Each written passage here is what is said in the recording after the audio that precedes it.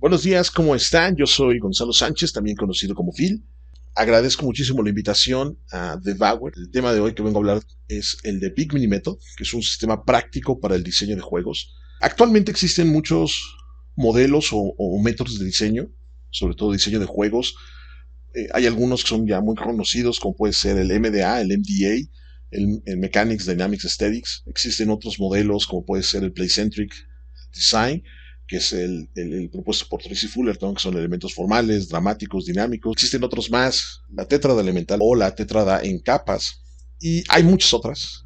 Y todos estos modelos de diseño son excelentes porque nos permiten plantear muy bien o entender muy bien los elementos esenciales, los elementos centrales de lo que va a ser nuestro juego, definir la experiencia, tratar de identificar la manera en cómo al jugar el juego este se va a transformar y de qué manera vamos a generar un vínculo con los jugadores. También poder considerar esos categorías o esos puntos esenciales que van a hacer destacar a nuestro juego. Y todo eso está muy chido. Sin embargo, estos modelos de diseño siempre lo abordan todo a un nivel conceptual. Todos aquellos que incluso conozcan estos modelos, estas metodologías, hayan leído y investigado, incluso las utilicen en su día a día, se van a dar cuenta, una cosa es plantear conceptualmente un juego y otra muy diferente es desarrollar o producir el juego. Vamos a ver que del concepto a la producción existen, digamos, diferentes elementos que estas metodologías o estos modelos de diseño nos están ayudando a identificar las mecánicas, los sistemas, las reglas, los objetivos, los retos, la narrativa, los recursos, etcétera, etcétera, etcétera. Y entendemos cuáles son los que tenemos que usar, entendemos cuál es el rol que van a tener en el diseño del juego y entendemos también el resultado que vamos a obtener de este tipo de elementos funcionando. Pero la gran duda es, ok, y ahora cuando vamos a empezar a trabajar, cuando ya vamos a sentarnos y empezar a construir el juego, ¿cómo los usamos? Para que se entienda mejor, es como si quisiéramos hacer un pastel. Entonces nos dice, necesitas harina, necesitas leche, necesitas huevo, necesitas azúcar, necesitas sal, necesitas saborizante, lo que sea. Y dices, ok, sí, claro. Pero cuando ya te sientas o te pones en la cocina y quieres tú preparar tu pastel, de pronto es así como, ok, necesito harina, okay, aquí está la harina, necesito los huevos, muy bien, aquí están los huevos. ¿Y ahora? O sea, sé que los tengo que mezclar, pero ¿en qué cantidad? ¿Cuánto de harina? ¿Cuánto de huevo? ¿Cuánto de mantequilla? Empiezan a surgir muchas dudas que solamente pueden responderse cuando ya cuando ya superamos la etapa de concepto y vamos a entrar a la etapa de producción. Es aquí donde justamente entra el Big Mini Method o a lo que yo le llamo el sistema 3R. Son tres elementos, son tres reglas de diseño o tres herramientas de diseño que he conocido a lo largo de mi trayectoria y de mi vida como diseñador y como artista. Y he encontrado que estas tres reglas en verdad son algo muy útil, me permiten de alguna manera poder obtener resultados independientemente de la situación, independientemente del tipo de proyecto que tengo que trabajar. ¿Qué reglas son? La regla de tres. No confundamos con la regla de tercios, que es una cuestión de composición, sino la regla de tres es un principio que tiene que ver un poquito con estructurar el contenido de algo. Ahora sí, como que repartir todo en tres, o sea, manejar una triada, ayuda a poder permitirnos enfocar de manera adecuada cuáles van a ser estos tres elementos que son los más importantes para la estrategia y para el proyecto o el producto que queremos realizar. Por otro lado, tenemos después la regla de 60-30-10. Esta es una excelente regla para jerarquizar. Ya tenemos tres elementos que son los más importantes. La regla 60-30-10 nos permite jerarquizar esos elementos, cuál es el importante, el secundario y el complementario. Y finalmente tenemos la regla del 80-20. Nos ayuda justamente a enfocar el esfuerzo. ¿Cuál de todo eso que estamos haciendo realmente es lo importante? Realmente es a lo que le tenemos que dedicar todo nuestro esfuerzo y atención. Entonces, combinando estas tres reglas, se me ocurrió implementar o desarrollar lo que se conoce como el sistema 3R. Es 3R justamente por la regla de tercios, la regla 60-30-10 y la regla 80-20. Estas tres reglas van a estar funcionando de la siguiente manera. Lo primero es la regla de 3, que como ya había comentado, plantea la estructura. Y la estructura consiste en cuáles van a ser los 3 atributos más importantes, en este caso, del juego. Vamos a poner un ejemplo que queremos hacer un juego de stealth, del tipo stealth. Y el juego tipo stealth, que es un tipo Metal Gear, un tipo Hitman o algo por el estilo, ¿cuáles podrían ser 3 elementos que lo caracterizan, los más importantes? Me queda claro que no solamente hay 3, hay más de 3, pero nosotros podemos elegir 3. El género de stealth se basa en el sigilo. El sigilo se refiere a pasar desapercibido, a que no te encuentren, que no te escuchen, lograr las cosas escondidas. La persecución también es un elemento importante de este tipo de juegos, en el sentido de que en algún momento puede detonarse una persecución y entonces uno tiene que escapar. Y justamente el escape, el lograr salir, ya sea que te persigan o no te persigan, vas a hacer un sigilo para poder lograr un objetivo. Puede ser que ese objetivo es ir del punto A al punto B, obtener un recurso y después del punto B al punto C, que sería como la salida, ¿no? Entonces hay que poder escapar sin que te atrapen, sin que te descubran, etc. Entonces estos podrían ser los 3 elementos más importantes: sigilo, persecución y escape. Estos elementos, el A, B y C, van a convertirse en lo que es la experiencia del juego. Y justamente para eso sirve la regla de 3. La regla de 3 nos permite identificar cuáles van a ser los elementos esenciales que van a conformar la experiencia del juego. La experiencia del juego nos permite entonces abordar todo desde una filosofía de diseño a la cual yo le llamo GXCD, o en inglés sería GXCD, o ya traduciéndolo, es un Game Experience Centered Design, o un diseño centrado en la experiencia de juego. Ya una vez que definimos esto, pasamos a la siguiente etapa. La etapa 2, la regla 60-30-10, la cual se enfoca en jerarquizar. Vamos a jerarquizar justamente los elementos anteriores. En este caso, los elementos son sigilo, persecución y escape. Empezamos a generar modelos. Tenemos el modelo 1, en el cual vamos a decir que sigilo ocupa el 60% de la experiencia total del juego. Persecución sería un 30% y escape sería un 10% del juego. Tal vez no queremos que sea así, quizás podemos variar uno. Entonces tenemos otro modelo, el modelo 2, donde persecución representa el 60% del juego, escape el 30% del juego y sigilo el 10% del juego. Quizás podemos buscar otra opción más, un tercer modelo, que sería donde persecución es el 60% del juego, sigilo un 30% del juego y escape un 10% del juego. Entonces, si se dan cuenta, de esta manera nosotros podemos ir generando más modelos. De esta forma nos permite, desde una parte muy sencilla, todavía en una etapa, digamos, conceptual, el poder estar buscando variedades. La regla 60-30-10 nos va a servir para jerarquizar. Vamos a poder definir lo que es la dirección de diseño.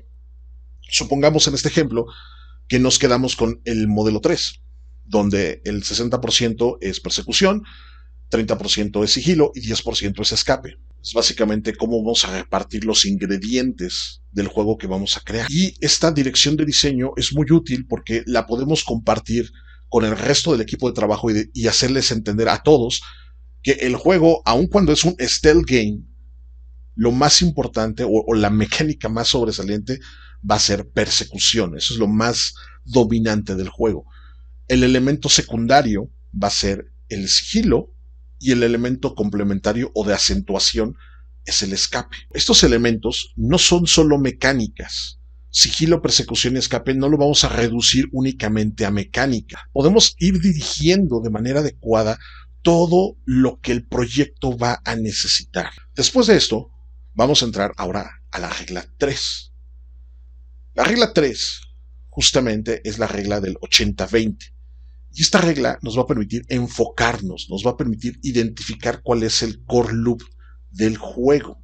La regla 80-20 es el principio de Pareto. El 80% de los resultados provienen del 20% del esfuerzo de las acciones. En este caso, en la parte de los videojuegos, vamos a ver que nosotros, al estar considerando esto, y como ya lo tenemos por porcentajes, Ya sabemos que el elemento más dominante es el elemento B, que es la persecución, que ocupa un 60%.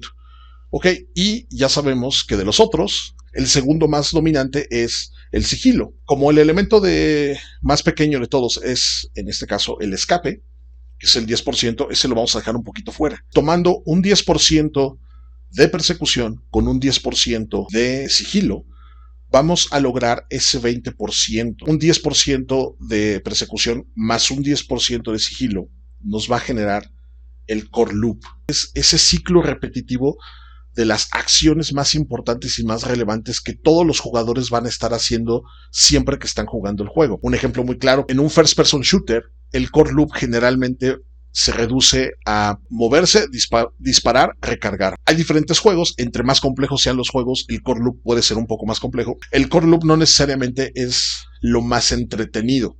Hay otros elementos en los juegos que pueden ser más entretenidos. En un first person shooter, desplazarte, disparar y recargar no es lo más divertido. Lo más divertido es aventarte a una parte del juego donde pum, así una racha donde estás así como dispare y headshot. Estás logrando obtener muchos resultados. Sin embargo, llegar a ese momento en el juego no es algo garantizado, no es algo cotidiano, no es como que siempre va a suceder. Habrá algunos que sepan jugar muy bien y quizás tengan mayores probabilidades de obtener ese resultado, habrá otros que no. Para poder llegar a ese punto hay que desplazarse, disparar y recargar. Si no logramos hacer que ese 20% del juego funcione, el 80% del juego restante no va a servir para nada. Vamos a imaginarlo de esta forma. Vamos a suponer que esto es un juego completo, ¿no? Esta es como nuestra planeación de lo que va a ser el juego. Puede ser un juego, puede ser un modelo de juego, un modo de juego, perdón. Puede ser un nivel, una partida, una sesión, etc. Ustedes decidirán qué puede ser. Entonces, lo primero que vamos a hacer es ese momento del juego, o ese momento de gameplay, lo vamos a repartir en 3 segmentos. Nuevamente, regla de 3 segmentos. Y podemos empezar a ir más lejos. Cada uno de esos 3 segmentos lo podemos repartir en 3 y cada uno de ellos en otros 3. Entonces lo vamos atomizando, lo vamos ahora sí como que expandiendo y subdividiendo las veces que necesitemos que sea necesario. Una vez que esto ya está así, lo que vamos a hacer es implementar la regla 60-30-10. En la regla 60-30-10 vamos a repartir el porcentaje o la importancia de los segmentos de acuerdo a la dirección de diseño que habíamos elegido previamente. Habíamos quedado que en este caso el juego en su totalidad podemos decir que el segmento 1 es sigilo, el segmento 2 es persecución, el segmento 3 es escape y les damos la prioridad que deben de tener. Posteriormente vamos a hacer de que cada uno de los subsegmentos, digamos para el segmento sigilo, vamos a expandirlo más y vamos a elegir 3 elementos, los 3 elementos más importantes del sigilo. Entonces vamos a tener moverse entre las sombras, agacharse y arrastrarse y no hacer ruido. Entonces tenemos el A1, A2, A3. Aquí hay que tener cuidado con el future creep y no tratar de empezar a atomizar demasiado las cosas porque si no se nos van a complicar. De esa manera lo hacemos así. Entonces podemos decir que el primer segmento, o sea, del segmento 1.1 es el A1, A2, A3, está en ese porcentaje. Luego el siguiente es A2, A1, A3, y luego A3, A2, A1. O sea, vamos repartiendo los diferentes porcentajes para obtener variaciones en la manera como el contenido del juego o el enfoque o la dirección del juego va a ir variando. Y empezamos a darle variedad a toda la propuesta del proyecto que estamos generando. No quiere decir que el segmento 1, que es sigilo, solamente van a hacer cosas de sigilo. No. También van a haber persecución, también va a haber escape, porque así fue como se definió inicialmente la dirección de diseño general del juego. Entonces vemos cómo empezamos a repartir las cosas. Aquí es donde, si regresamos a la analogía de preparar un pastel, ya estamos repartiendo la cantidad de ingredientes, ¿ok? Para este tipo de pastel vamos a necesitar tanto de harina, tanto de huevo, tanto de mantequilla, etcétera, etcétera. Esos ingredientes que ya habíamos definido, ya los empezamos a cuantificar. Lo siguiente ahora va a ser la regla el 80-20. Ya sabemos que el 20% del input, de lo que hacemos, o del esfuerzo dado, genera el 80% de los resultados. Así que revisando este esquema rápido, podemos identificar que el 20% del juego podría ser este segmento. No es obligatoriamente este, podemos repartirlo entre otros más, pero en este caso este segmento vendría siendo básicamente el core del juego. Este segmento es en lo que nos vamos a enfocar.